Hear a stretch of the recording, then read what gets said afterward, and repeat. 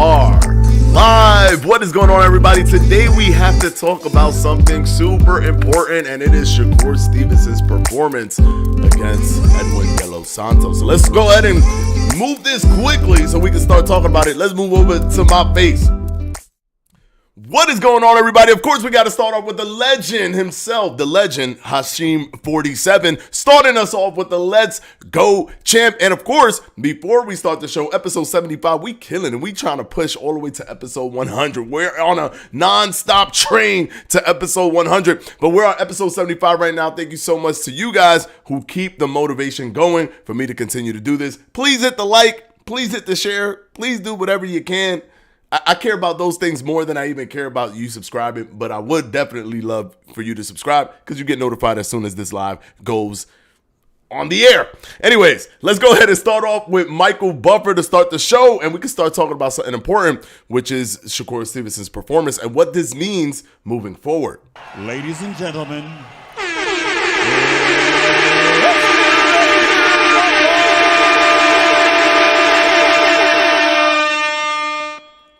let's get ready to rumble is right. Let me go ahead and take a look at the chat right quick before we start talking about this. Flizzy, we just have to face it. Tank is him. Okay. All right. David Morales, I passed out at, oh man, sit up. I passed out at like 11 last night, TV on and Fanatico on the laptop. Pause. Did you pass out because of the fight or did you just pass out after the fight? Not sure. ASAP TV, what's good? What's going on, brother? What's up, ASAP? Shakur will never be him. Okay.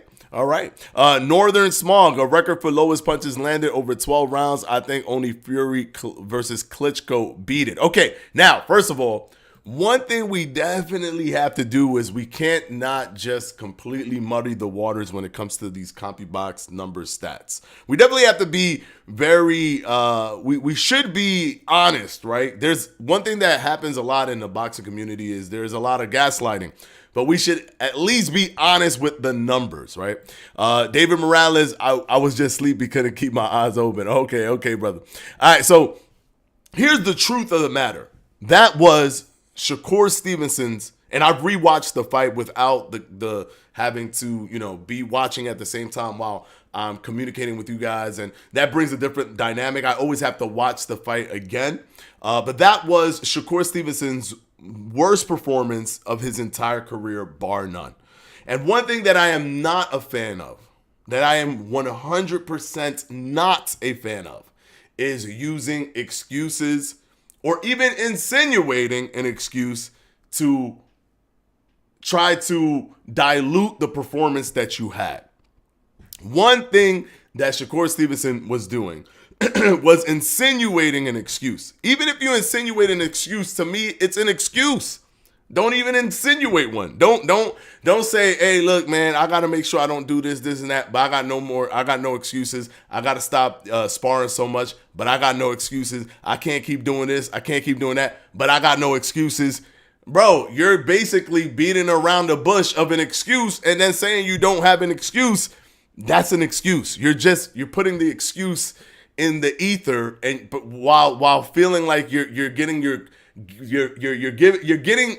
cake and you're eating it too. You're getting both of those things all at the same time. And I didn't care for it when Floyd Mayweather had a bad performance against Jose Luis Castillo. I didn't care for it when Manny Pacquiao lost to Floyd Mayweather. I don't care for it when anybody, and usually, and this is the thing when it comes to boxing, every single boxer, even Edwin De Los Santos, every single boxer goes into a fight with injuries. Something's hurting them. Something's bothering them. It's just automatic because you're training. You're pushing your body to its limits consistently. You're training. So every single person is going to be hurt. You only hear about when they're hurt when they have either A, a bad performance, or B, that they lose the fight. If they lose the fight or have a bad performance, that's when you hear it. How many times do you think Manny Pacquiao's shoulder was hurting him, but he knocked somebody out? We've never heard about it. We never heard about it. But then he fights Floyd Mayweather and he can't hit Floyd Mayweather. All of a sudden, Manny Pacquiao shoulder hurt. Oh, my shoulder hurt. How many times Floyd Mayweather's shoulder hurt? We never heard anything about it. But then he gets, booed and people think he lost to Jose Luis Castillo. And all of a sudden, and he knows it was a little bit of not a clean fight for him. And all of a sudden, he tore his rotator cuff and he was feeling it by the second round. Lomachenko fights Teofimo Lopez, gets outboxed and outskilled by Teofimo Lopez, and then his shoulder hurted him. It's always an injury only after a bad performance or a loss. And I'm never here for it. I'm never here for it because the truth is that they always have an injury going in. They always have something that's tweaked, something that hurts them, something that doesn't feel right, something that's a little off. But when they have a good performance, they just don't have to talk about it. When they have a bad performance, that's when they talk about it. That's the truth. Let me see what you guys are saying. Hold on. Shakur just reminds me of Denver Nuggets. They are good, but just not must-watch TV. Okay. Cord wanted to tell us his hand was busted. Yeah, he was telling us his hand was busted without telling us his hand was busted, which, honestly, from watching the fight, I don't believe it. I truly don't believe it. Do I feel like maybe he has something wrong? Yeah, because all fighters have something that's bothering them. But do I feel like his hand was hurt? No. And I'm going to tell you why I don't think that. Ain't no way I'm hearing this. My man's, what? King Juice, what do I say, bro? I'm always going to keep it 100. And y'all know that Shakur Stevenson is my favorite fighter. He's my favorite fighter, but I'm keeping it 100. Was this Shakur Stevenson's worst performance in his entire career? Absolutely. 100% his worst performance. But we got to dig deeper. We got to dig deeper into this situation. David Morales, if he was injured going into the fight, he did what he had to do to win, and that's the most important thing. True. But don't mention the injury and don't allude to an injury. That's just my thing. I don't like that because every single fighter goes in there with injuries. I'm sure that De Los Santos has something that was tweaked here and there, but he ain't mentioned it because De Los Santos' excuses were about chasing him. That's another thing that I'm not here for is the I had a chasing person. You're a professional fighter. You don't have to chase anybody. The person you're not on an open road. You're not on the street. You know what I'm saying? You're not playing tag on the streets where the guy could run forever in one direction. You're in a squared circle. It is your job, Manny Pacquiao, to catch Floyd. It is your job, De Los Santos, to catch Shakur Stevenson. That is your job. That is not Shakur Stevenson's job to make it easier for you to do it. That was Shakur Stevenson's performance. Dude is a boring fight. It's who he is. I wouldn't say that. See, this is the thing. I respect the whole you're only as good as your last performance thing. I respect that.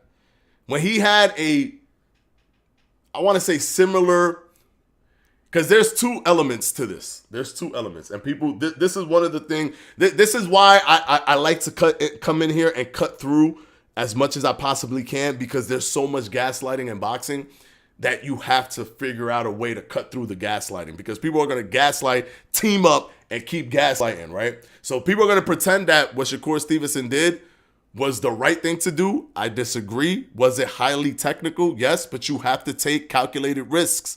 You have to take calculated risks, because if you don't, you're just edging somebody out. You're outsmarting them, but you're also not putting on that extra layer of performance, right? You could outsmart somebody and put on that extra layer of performance. We've seen that done by Shakur Stevenson himself. It's not like he can't do it. He's done it, right? We've seen him do it. But that's one of those things where it gets tricky when the last fight is the only fight that people want. They want to carve you out and just pay attention to your last fight. Shakur getting some flack, much deserved. Yeah, for sure after that performance. But every athlete has a bad night. We have to remember that they're humans too. Exactly, yes. Seeing people say we just want to see brawls because we want to see defense turn into offense like we're used to with Shakur. Exactly, there we go. What's up, King Juice? Narco reacts. So, okay, now, we've talked about the obvious in terms of the things that I don't like. And it's opinion based, right? It's subjective. I just don't like excuses. I don't like when a fighter says, I'm hurt here, I'm hurt there, and that's it. Because I know that they always are hurt. They're always hurt. I know that. All right. That is something that is well known in boxing because of the way the strain you put your body through. You're sparring, you're getting hit. You're getting this blunt force trauma. Plus, you're doing this You're out on these extreme caloric diets. You're doing all these different things, so you're gonna get hurt. Everybody's gonna be tweaked here and there. So that that's the stuff that I don't care for. But also, another thing that is doesn't make any sense to me is people are looking at this fight, which it is his worst performance. Is it statistically the worst performance in CompuBox history? Edwin De Los Santos statistically had the worst performance in the 38 years of CompuBox when he only landed 40 punches on Shakur Stevenson. But I believe Shakur only landed about 65 punches on De Los Santos, which is also not great, right? It's really, really low. But even collectively, it's not lower than Rigondeaux versus Casemiro, which that is the lowest punches landed in the history of CompuBox 38 years. So technically speaking, statistically speaking, it's not the lowest, but to be right there, like really close to it, is egregious, especially when you're Shakur Stevenson and that's De Los Santos, right? But here's the thing. Name recognition becomes this more polarizing. Like, it's more polarizing if somebody has a name recognition. It's more polarizing if somebody doesn't have name recognition as opposed to if they do, because then people say, well, you couldn't do this to De Los Santos. If you can't fight like that with De Los Santos, how you gonna fight like that with this guy? How you gonna fight like that with that guy? Every fight is his own thing. Somebody being popular or not being popular does not remove what the fight is in and of itself and what Shakur Stevenson is feeling. What I think happened, and I've rewatched the fight. What I think happened is that Shakur Stevenson is too in his head about looking any type of way in a fight. Not just winning and dominating, but looking any type of negative way in a fight. Because he's hung his hat on all these different notions of, oh, I've never been rocked before. Oh, I've never been this before. Oh, I've looked super clean every time. I'm always going to make it a masterclass. I'm always going to do. He's hung his hat on that narrative. He's hung his hat so much on that narrative that what we end up getting is Shakur probably feeling some power and then deciding, oh, I'm going to hand back. And I'm going to not be first. And I'm going to try to let you be first. Or I'm going to intercept you in little spots. Or I'm going to throw jabs to tag you. But you got to do the things that's like you have to overcommit to try to tag me. I think he didn't throw his left hand because he just simply did not want to overcommit. He kept it there because at some point at the last rounds, he started throwing the 1-2. He was throwing the 1-2 and they were sharp and they were quick. And they were landing. But for the most of the fight, he didn't want to throw the left hand. And to me, it was because he did not want to get countered. That's the vibe I got. I didn't see him grimace. I didn't see him wince in pain when he threw that left hand. I didn't see none of that stuff. When Floyd Mayweather broke his hand, you could kind of tell when his hand broke. The man broke his hand, touched the floor, was like, he ain't know what to do. That's a broken hand, or that's a hurt hand, or whatever. Or there's a grimace. You see it in the replay where they're like, but it's quick. But Shakur was just, shh, and he was just right there. There was no grimace. And he was throwing it hard in those final rounds. I don't think that he hurt his hand in that way where it would take it away completely. I think he's too caught up in his head about getting rocked. Newsflash, Shakur. If you don't take a calculated risk, you're not going to overwhelm somebody like De Los Santos, because what De Los Santos brings to the table is that he's also a chess fighting boxer, but he has power.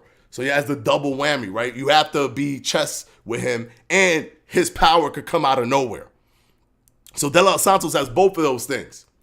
So Shakur Stevenson, because he has both of those things, Shakur Stevenson didn't overextend himself, and Shakur Stevenson outsmarted him. He did outsmart him, But in a thing where if it was just them two sparring, Shakur would feel good about it. But because Shakur has to perform in front of an audience, in front of television and all this stuff, it's a whole different story. Because you have to get to the point where you get them, you outsmart them, you then start to level it up to the point where now you're overwhelming them, and then you completely decimate them and you pull away to another planet. That's the way it's supposed to work. If you're really truly outboxing somebody. He was outboxing him. If you're outboxing somebody to the level of like where you're overwhelming him, he was outboxing him, but it was just in moments he was constantly just a little bit better than him. He was outsmarting him just that little bit more in each engagement. That's all that he was doing. And he never took it further than that level. He got it in that level and he kept it in that level, and that was it. And that's literally the levels that's the levels that you see right in the beginning when things are tentative. That's where you see that level. He got it. He was at the tentative level and he never got out of it. He kept it there, which kept him safe, gave him the win, and then, he became champion, right? He became WBC champion, 3-division champion. But here's the issue. Here's the issue with this. If he's so worried about getting hit, especially because it's De Los Santos, that magnifies it even more. That actually magnifies it more. Because he's so worried about getting hit that, and because it's De Los Santos, because if De Los Santos rocks him, then that creates a different narrative. And it's because he has this narrative of who he is. I don't get hurt. I don't get rocked. I'm smarter, and I outbox people and all that stuff. And for the most part, that's true from what we've seen, but he not even putting himself in a space to get rocked. But here's the thing. The best fighters, the most defensive fighters, the best all-around fighter you could think of with the best defense in the world, they've all been rocked, Shakur. You can't hang your hat on not being rocked, because then you're not going to take the necessary calculated risks to be able to completely create separation between you and your opponent. And you're going to beat them in a sparring session scenario where they did not outsmart you, you outsmarted them, but you also didn't do such a separation that you created a polarizing visual for the audience. And this is another thing that I'm gonna talk about, because a lot of people keep talking about how people like let's look at the individual stats when it comes to. Listen to this. Casual fans are not gonna know if Shakur Stevenson was top 3 least landed punches in CompuBox history. Casual fans are not going to know that. They're going to remember the feeling of that performance. They're going to remember that performance was whack. They're going to remember that performance was boring. That's what they're going to remember, because casual fans don't care if you outsmart somebody, you edge them out. They don't care about stuff like that. What they're going to remember is that was a boring fight. But all of the greats, kudos to what Shakur said, have dealt with this. And I don't want to hear the statistical, but like when Floyd Mayweather fought Baldomir, he landed way more punches. The feeling was still the same.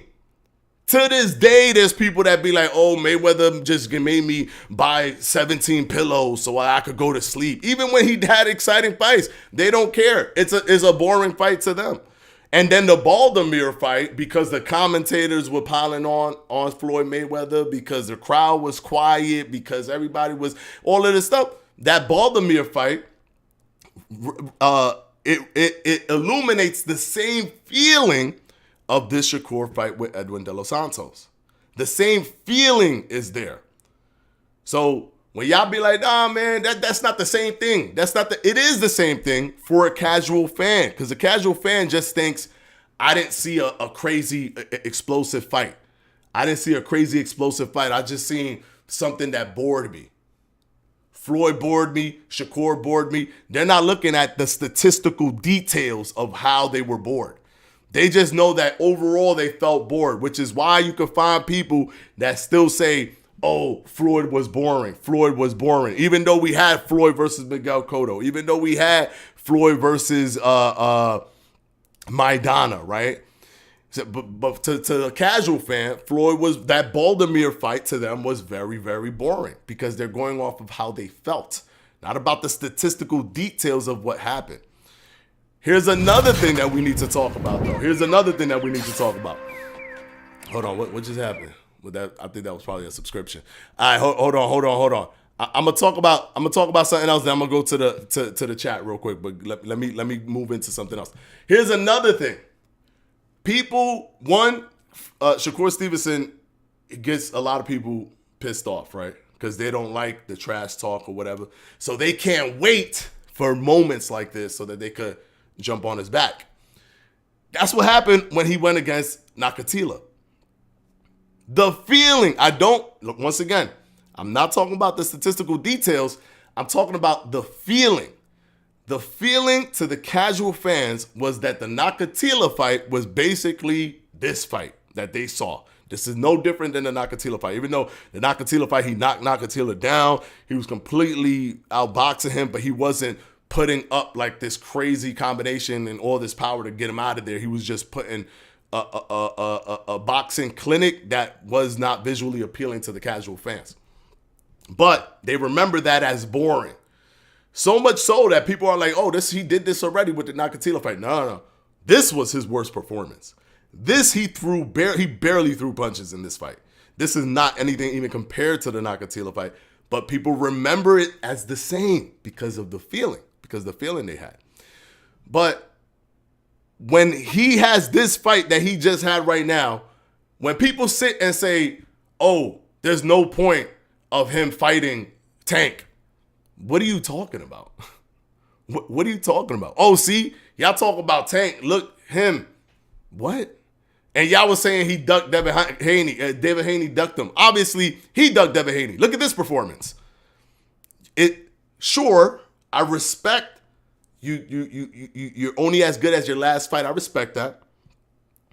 But are we going to pretend that the Yoshina fight didn't happen? Are we going to pretend that the Oscar Valdez fight didn't happen? Are we going to pretend that Robson Canseco, who went tooth and nail against Navarrete in the undercard, was completely outboxed by Shakur Stevenson? Are we going to pretend that the Jamel Herring, the basically Mayweather Arturo Gatti-esque beatdown that happened with Jamel Herring didn't happen? This fight doesn't mean that Tank would beat him. That doesn't make any sense to me. When people are like, oh, this exposed Shakur. How did it expose Shakur if nothing happened? Nothing happened. Shakur didn't do anything to allow anything to be exposed. Edwin De Los Santos didn't know what to do to allow something to be exposed.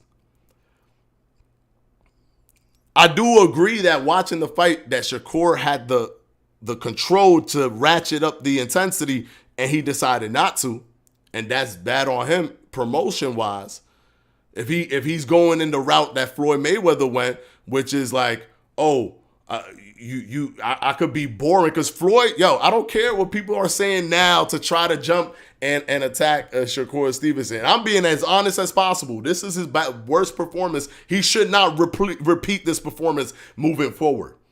I don't care if you're scared of being rocked. You're going to get rocked if you're taking calculated risks. Floyd Mayweather got rocked to another planet against Mosley. It did not take away from who he is. We still know him as a defensive master. We still know him as one of the greatest defensive fighters, as one of the craftiest fighters, right? He got rocked to oblivion by Mosley. It's okay.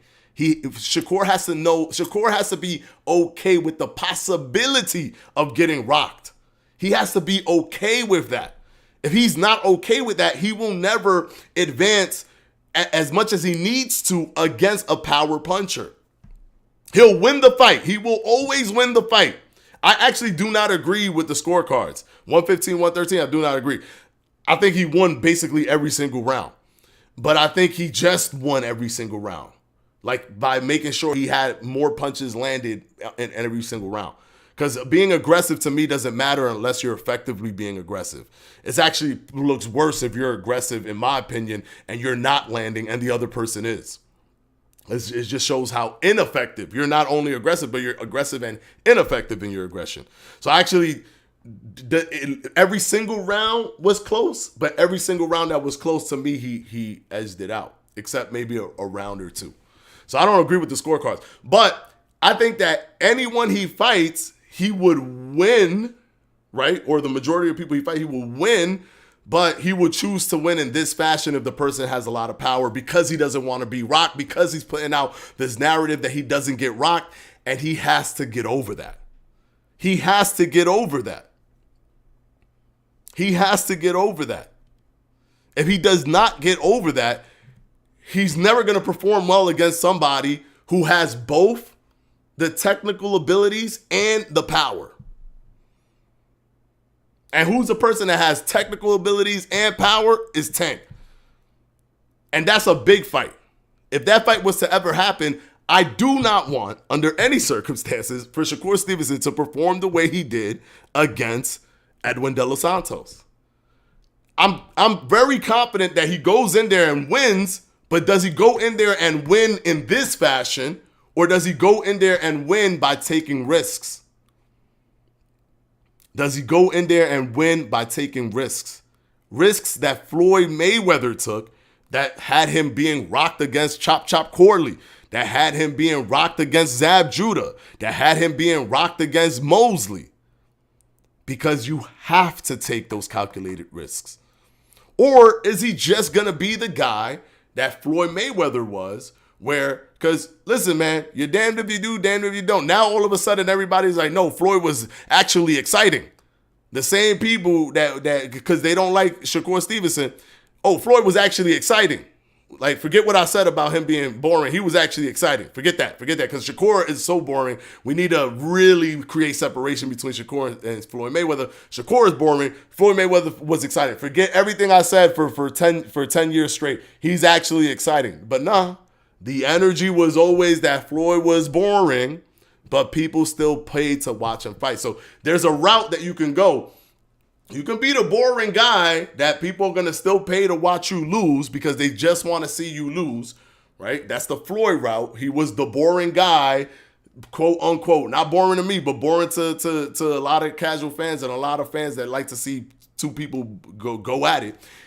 He went the route of, well, I'm going to be boring, but you're going to pay to see me lose. Is Shakur going to go the route of, I'm going to be boring, but you're going to pay to see me lose? Is that the route that he's going to go? Because if that is not the route that he's going to go, then you have to bring more to the table in these fights, which he can do. He can do it. He just chooses not to do it. Just like he didn't throw his left hand. He didn't throw his left hand because he didn't want to be in any kind of trouble whatsoever. He was a force field. He was a full-blown force field that Edwin De Los Santos couldn't get through. But guess what? Because he created a force field, he limited his own offense. To create that force field where there was no entry at all for Edwin De Los Santos, he limited his own offense. And that's the thing that's going to come back to bite him. Because he has to be able to take those risks. And I'm sending this message out. I don't know if he watches this, if he watches it or not, but hopefully he does. Maybe not, but whatever.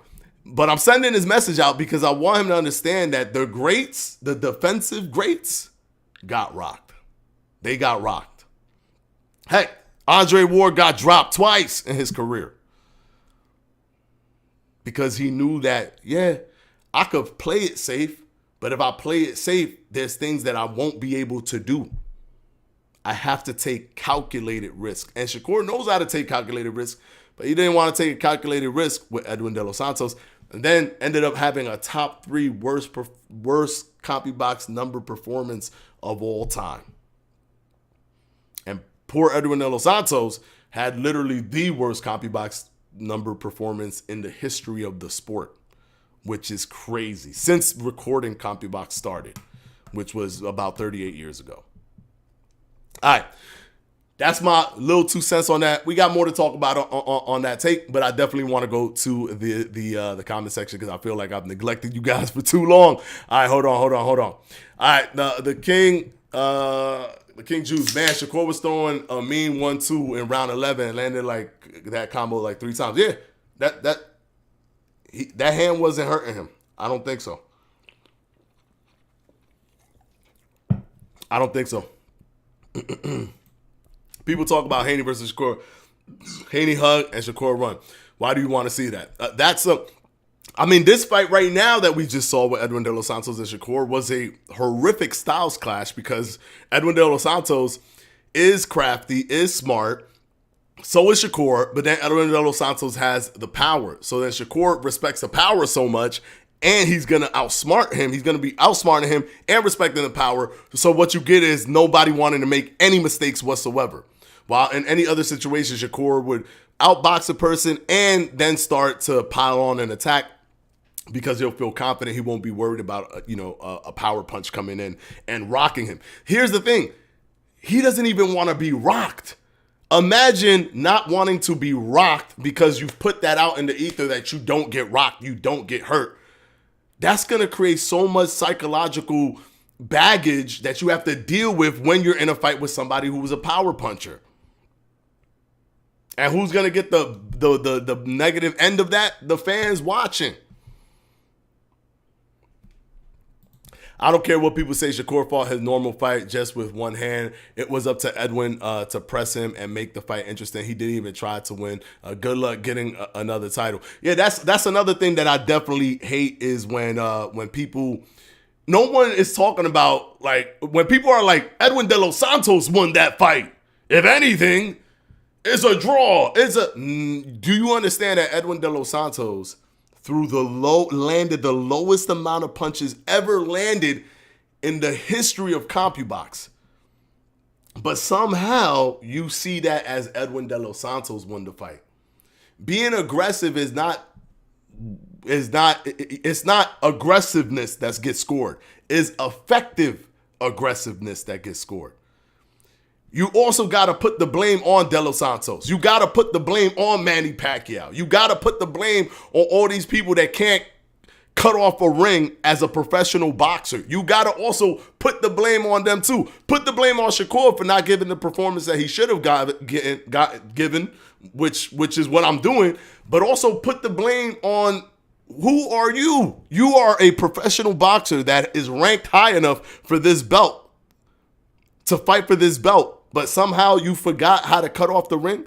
Somehow you forgot how to stop somebody from getting away from you. Shakur is in a square. There's ropes. There's corners. He can't escape.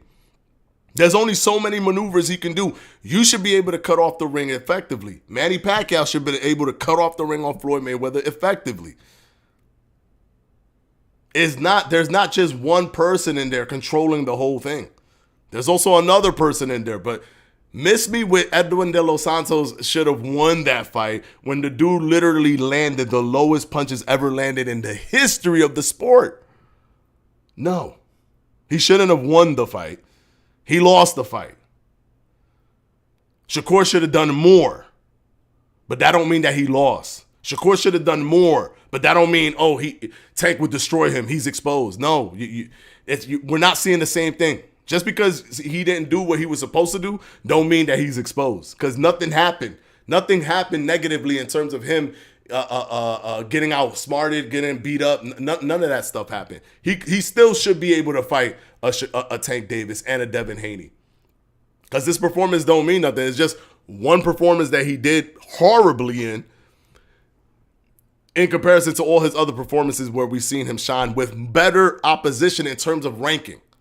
Right, so he's done better with a world champion, lineal champion, and Oscar Valdez, who beat Burchell. So he was a lineal champion. He beat the man who beat the man. Lineal champion, beating Oscar Valdez for the WBC title, a much difficult fighter in terms of the ranking system, and he completely dismantled him. So we know what he could do, but people just want to carve out this one fight to be like, He's not good. I don't know why people ever thought he was good. It was like, we thought he was good because of all the other stuff that he's done before. Learn to cut off the ring. Yes, literally what I was just talking about. Fizzy, Haney been in a lot of entertaining fights, to be honest. Never seen an entertaining fight. Shakur. You've never seen a Shakur fight that was entertaining. So Jamel Herring versus Shakur Stevenson was not entertaining to you? Jamel Herring against Shakur Stevenson was not entertaining to you?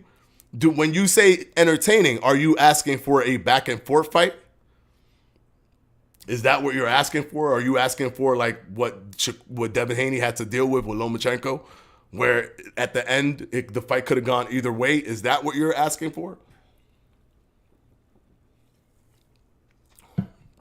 Because his fight with Jamel Herring was akin to Floyd Mayweather versus Arturo Gatti. It was that type of like one-sided beatdown. If you think that was normal, you don't watch Shakur, LOL. Nah, I believe his hand was hurt because usually when Shakur opens, Shakur's opponent usually feints a jab. Shakur usually gives a 1-2 combo. Instead, he kept jabbing with the right. No excuses. Please look back at the fight. I did look back at the fight. I watched the fight. I rewatched the fight. There were moments where he could have thrown the 1-2, but here's the thing. He was across the ring from another crafty fighter. It's easy to throw the 1-2 when somebody when they feint the jab or when they miss, when they're an Oscar Valdez who's squared up, who just throws these wide shots. It's easier when they're a Yoshina who's throwing these very predictable shots. It's harder when they're crafty, they're smart, they're trying to create traps constantly. They're trying to have that be 2 steps in front of you kind of situation, and they hit hard at the same time. I truly believe that the thing that Shakur has that's holding him back in these kind of fights is that he doesn't want to be rocked because he's put out in the ether that he doesn't get rocked. So now he's like, I just don't want to get rocked. But it's like, bro, we would respect you more if you get rocked in the second round badly and then completely dismantle the person the subsequent rounds after that, which is what Floyd Mayweather did. It's okay to get rocked, Shakur. It's okay to get rocked. That's not going to take away anything from. Nobody's going to say, oh, look, you're not. Sure, there's probably going to be people that no matter what, anything that happens negative, they're ready to pounce on you, right? Like if you did this fight with Edwin De Los Santos, they're ready to say, oh, look, you ain't ready for Tank. Look, you boring. If you get rocked by De Los Santos but then destroy them, they'll be like, you ain't ready for Tank. If that hit punch would have landed from Tank, you would have been sleeping. We've seen it already. They did it to Ryan Garcia. We've seen it already. Right? When Ryan Garcia got dropped by Lucas Campbell, they were like, oh man, if Tank hit you like that, you going to sleep. And even though there was some truth to it when the fight actually happened, he actually got hit by that exact punch and he didn't go to sleep. So no matter what you do, haters are going to do the hating thing, right? They're going to look for the hating thing, no matter what you do. But at least you put on a good performance. When it was all said and done, Floyd was praised for his performance against Shane Mosley.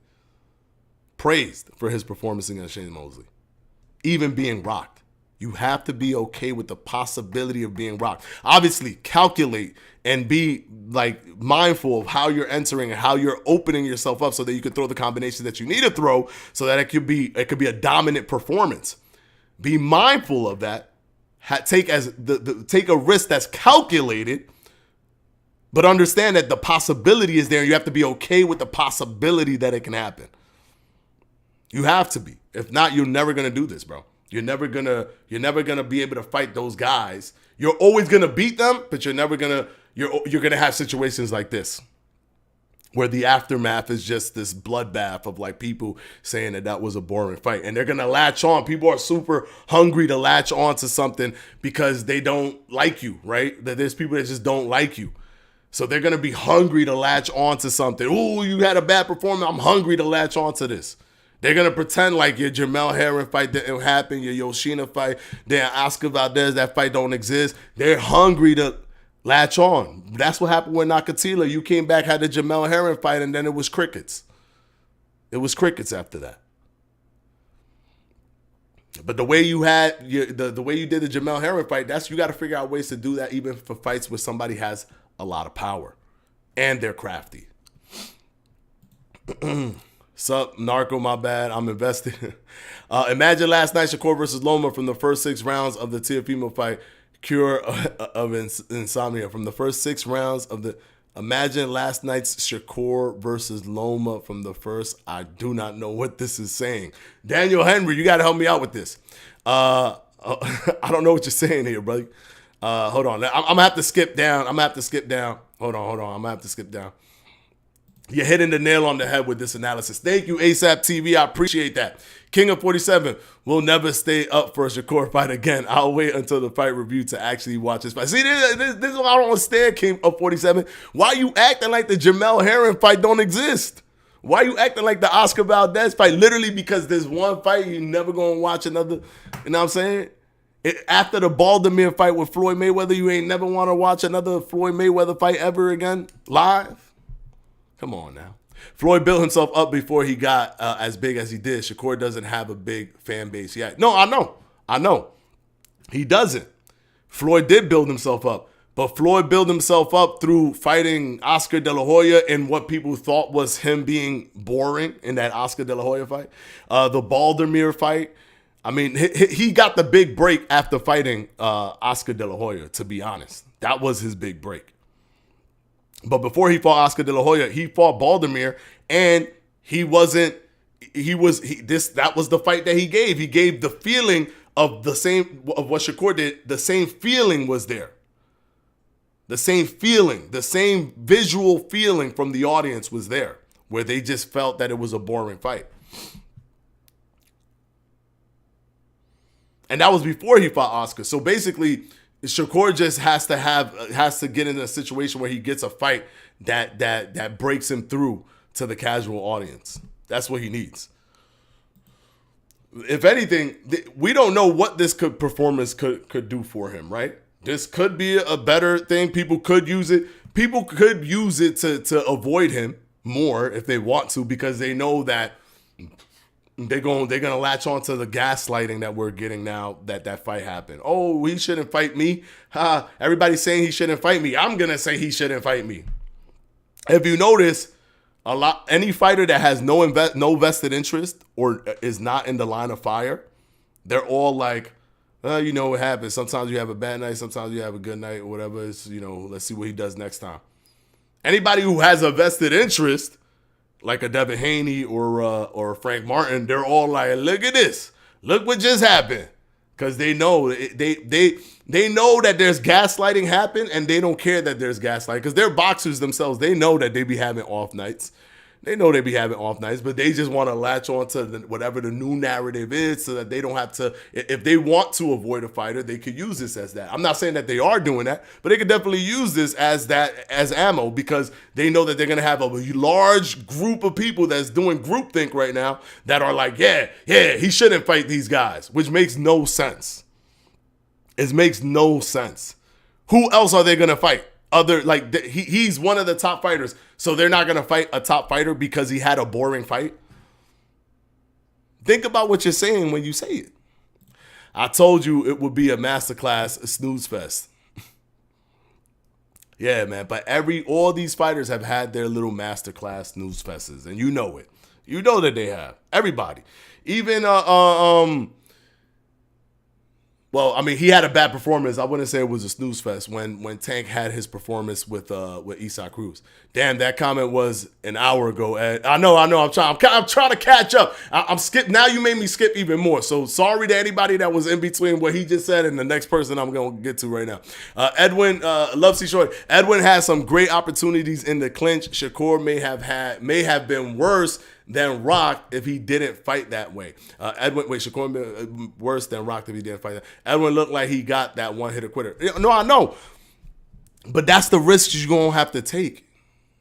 The potential to be knocked down is all a risk that you have to calculate. Don't go in there like a bat out of hell and just you not thinking about nothing.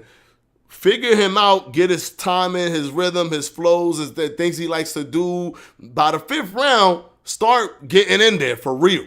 And I know that Shakur got to a point where he completely knew what De Los Santos was doing, because you could see that Shakur was doing things and easily evading.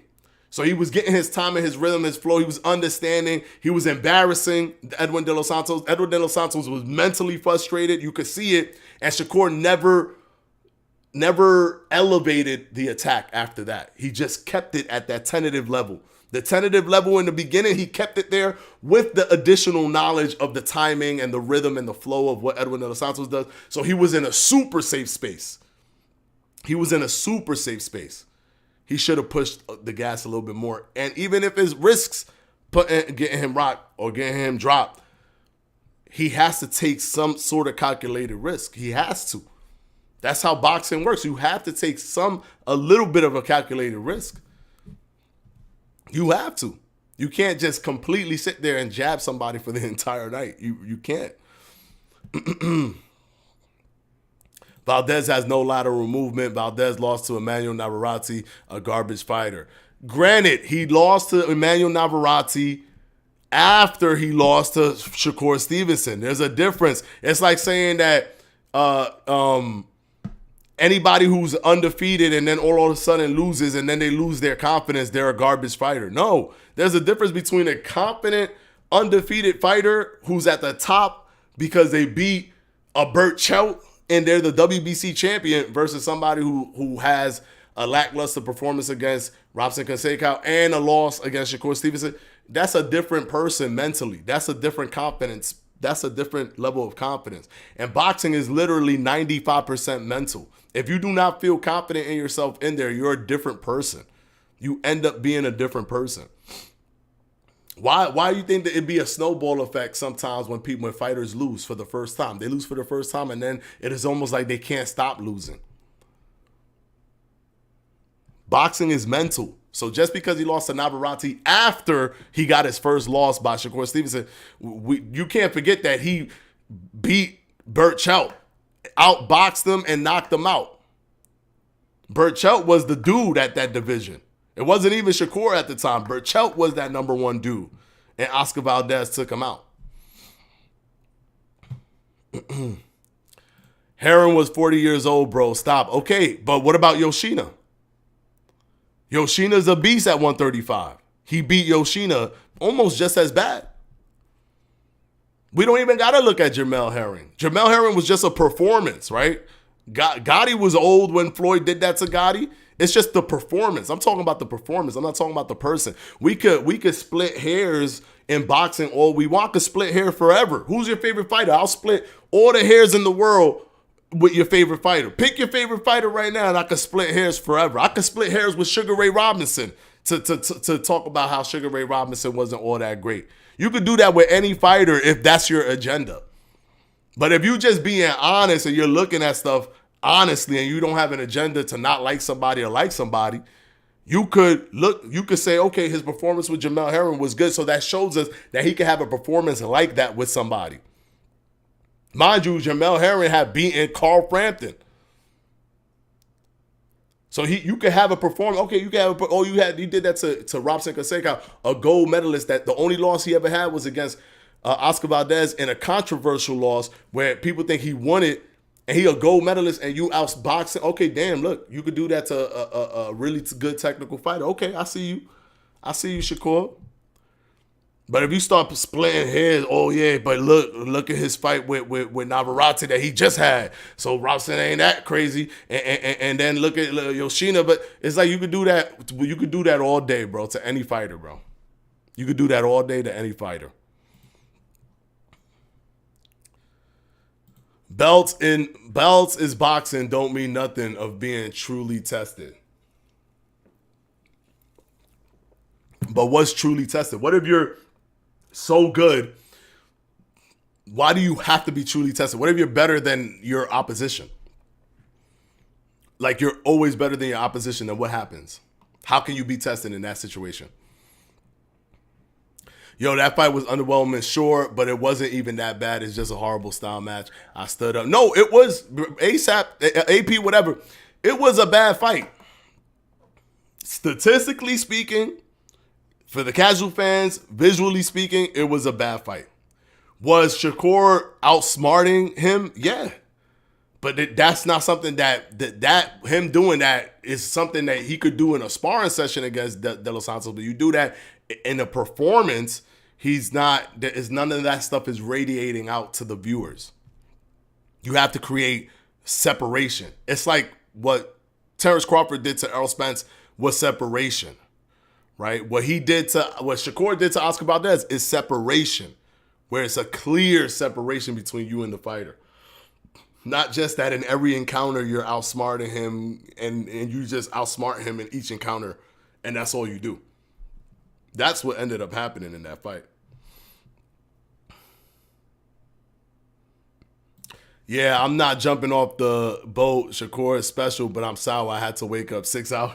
I had to wake up 6 hours after watching that. Yeah, I know that was kind of crazy how late it was. The question is, who does he fight next? Does he have a mandatory? That's a big question. That's a big question. I think that they're trying to position the whole Navarrete situation, Navarrete and Shakur Stevenson. I don't know. I think if he was to fight Navarrete, that would be they're probably Top Rank will probably find somebody to be able to sell tickets, which could be a Navarrete, and then try to, because nobody in the other, like nobody above De Los Santos wants to fight Shakur, and they might go the more cowardly route, right, of deciding to use this to really not fight him. Like, oh, I don't have to fight him, right, guys? Because look at he had a boring fight. So then it puts him in a really bad gridlock going into his next fight. So I don't know, man. We're gonna have to wait and see. I think they should give him somebody where he could perform in the way that he performed against Yoshina and all those guys. I think if they give him somebody like that, then he could kind of bounce back and start talking about wanting to fight these other people, because people are gonna, again, you're gonna be only as good as your last performance for the viewing public.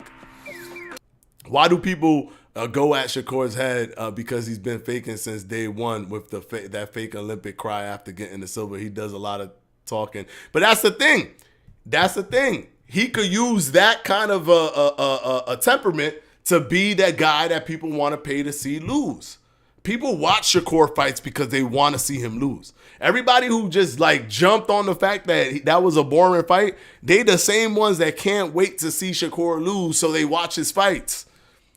And that's a big portion of like the fandom of Floyd Mayweather, of the success of Floyd Mayweather. A huge portion of that was people that just wanted to see him lose. So he could go that route, but there has to be a breakout point. He could go that route. When Floyd became a breakout star, he didn't knock nobody out. He didn't do anything that was like, oh wow, look at that. Look at the attack that he's putting on Oscar De La Hoya. He broke out with Oscar De La Hoya because he trash talked Oscar De La Hoya. People wanted to see him lose to Oscar De La Hoya, and he won. And then people were like, no, screw that guy. I want to see him lose. They weren't excited about the fight. They thought he was boring in that fight. They thought he was running in that fight.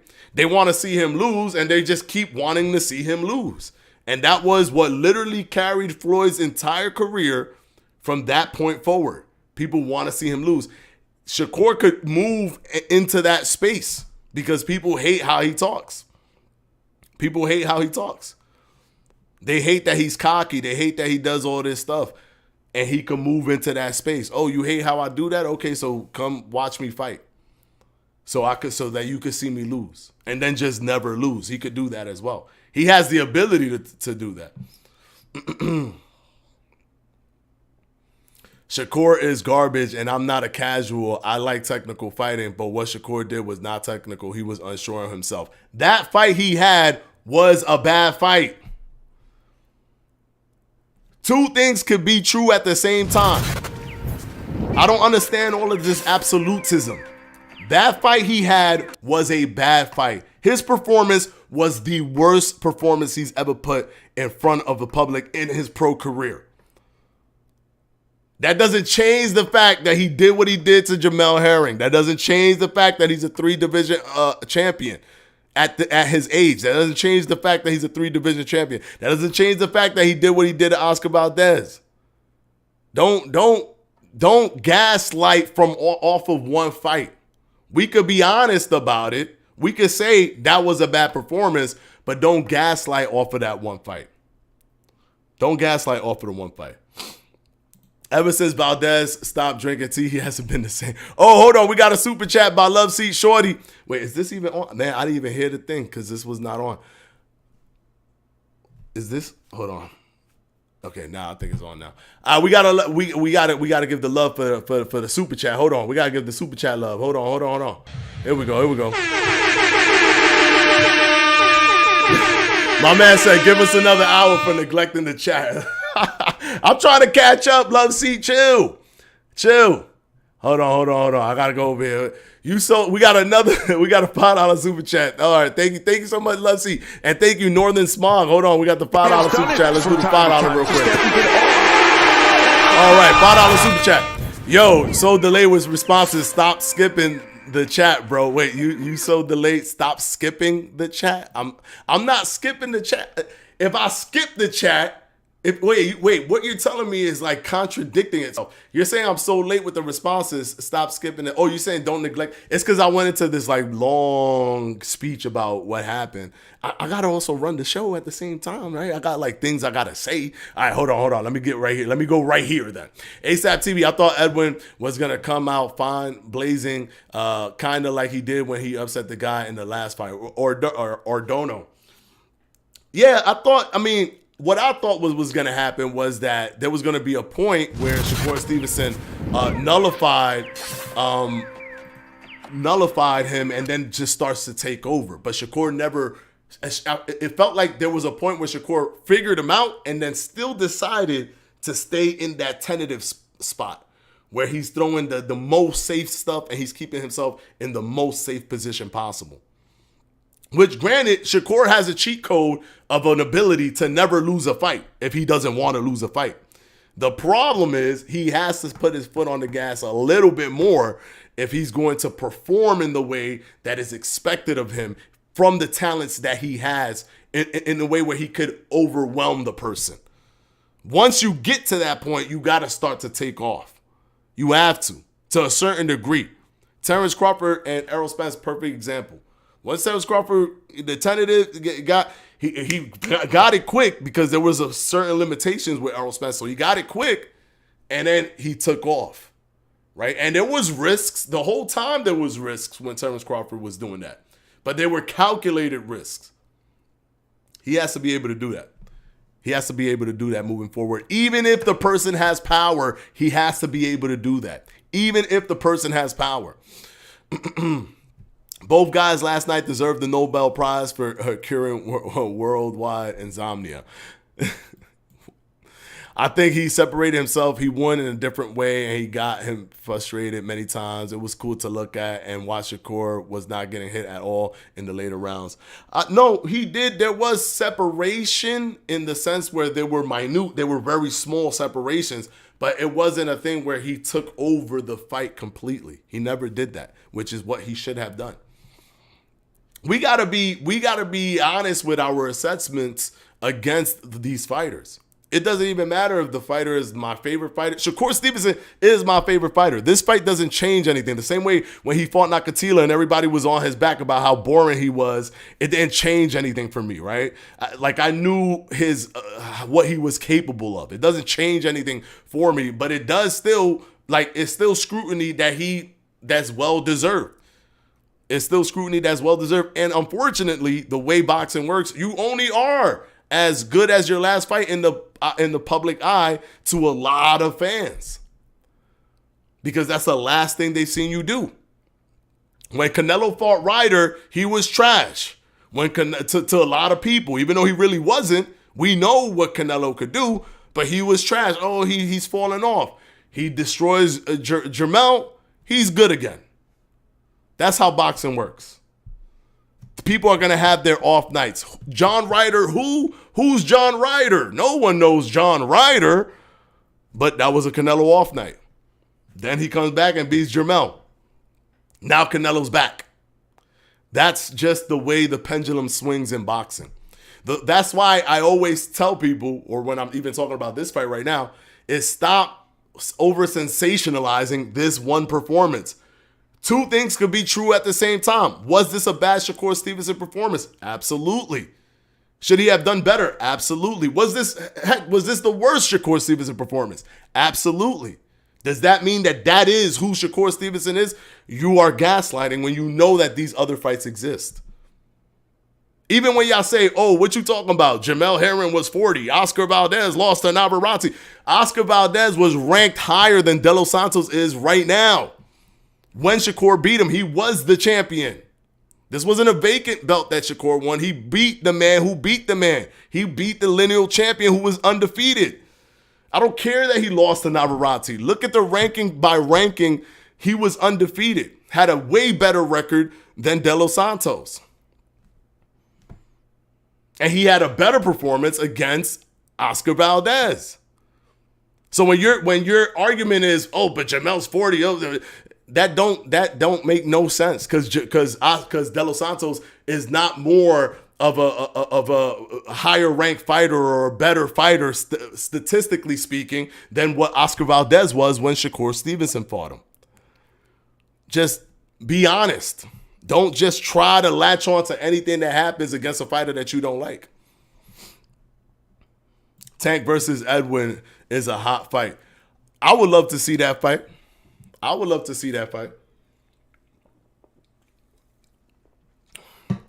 I mean, just the fact that Edwin fought Shakur and Shakur had that performance, it could make Edwin more popular. That is possible. I think he's more popular after that fight because of the performance that Shakur Stevenson had with him. I had to wake up at 3 a.m., by the way. It wasn't even that bad. It was cool to watch, underwhelming, but not too horrible. It's the boos from the crowd and the Twitter doing all that. Yeah, no, people gaslight after it for sure. People definitely gaslight after that. It was bad. Stop lying. I could sum up the whole fight. Edwin jab, body, jab, head. Shakur jump backs out of the way, returns jab. Yes, it was a bad performance. It was 100%. I agree that it was a bad performance. So I'm sure you're not talking to me, King of 47. Actually, Spence created the opportunities because he's a warrior, not because Bud was taking a bunch of chances. No, for Bud to do what he did, he had to take chances. There had to be situations where he could have gotten hit by Errol Spence. It has to be because it's boxing. You're not covering every gap at all times. What he was in an incredibly comfortable position with the psychological advantage against Errol Spence, where he understood what was more likely going to come from Errol Spence whenever he did anything. But that doesn't take away those small percentages of Spence switching it up in any given moment and landing a shot. There were shots that landed on Terrence Crawford even in that fight. So it's not this one size fits all, this one line, this black and white situation. That's not what happens in boxing. Boxing is incredibly nuanced per fight. Every fight has all these moments that could have happened. That's why Floyd Mayweather got rocked by Shane Mosley. Because anything can happen. There's risks at all times. Man, I'm ready for Andre versus Benavidez. Oh, I can't wait for that fight. We probably go live here to the watch along. If you guys haven't joined the watch alongs, man, we be having a blast. We talk about everything. We're chilling. We're just hanging out and we watching boxing together. It's amazing. Shakur Stevenson bored. It puts me to sleep. It's garbage. It's better to retire. It's better to retire. Okay. This is when gaslighting is at its best. He's bored. He puts me to sleep. It's garbage. This fight, but was Jamel Herring fight. When you watch the Jamel Herring fight, were you bored? When he knocked Jamel Herring out, were you bored? Was it garbage? Did he need to retire? This is the problem, man. This is the problem. You guys latch on to this fight. Like this is how he performs. When you know that he's performed better before. Nah, I get it, but I feel like it's the hype. No. He performed poorly, man. He did perform poorly in this fight. Who's saying Canelo is good for beating up a 154-pound fighter? Canelo isn't good again until he fights Andre Benavidez winner or gets his win back against Bivol. There's a lot of people that are like, oh, damn, he's good now. There are a lot of people. Are you saying that, Grant? Probably not. But there are a lot of people that are saying that about Canelo after that performance. Danny is a counter puncher as well. Spence was giving him opportunities. And where were the counters at Grand Regent? Oh, are you talking about? Oh, yeah, I'm probably having a whole different conversation. I don't know what y'all talking about. Gus friend, Shakur better not go down the Guillermo Rigondeaux route, a great boxer with a boring style. Yeah, Guillermo Rigondeaux was actually one of my favorite boxers. It was only at the tail end of his career that he really started doing the egregious, not throwing no punches at all kind of situation. I don't know why, because if you look at Guillermo Rigondeaux's performance against Nonito Donaire, that was beautiful. That was a beautiful performance. But then he just started going into the whole, I'm not even going to punch, but I'm also not going to let you land kind of situation. And he got punished for it with his Casemiro fight. He got punished for that, for doing that. I get it, though. I'm not even trying to argue no more. Y'all do y'all thing. I like the fight. It's all good, brother. It's all good, AP. The second knockdown, the Crawford and Spence fight, is a perfect example. The second knockdown, you talking about when he hit him and then he got hit at the same time?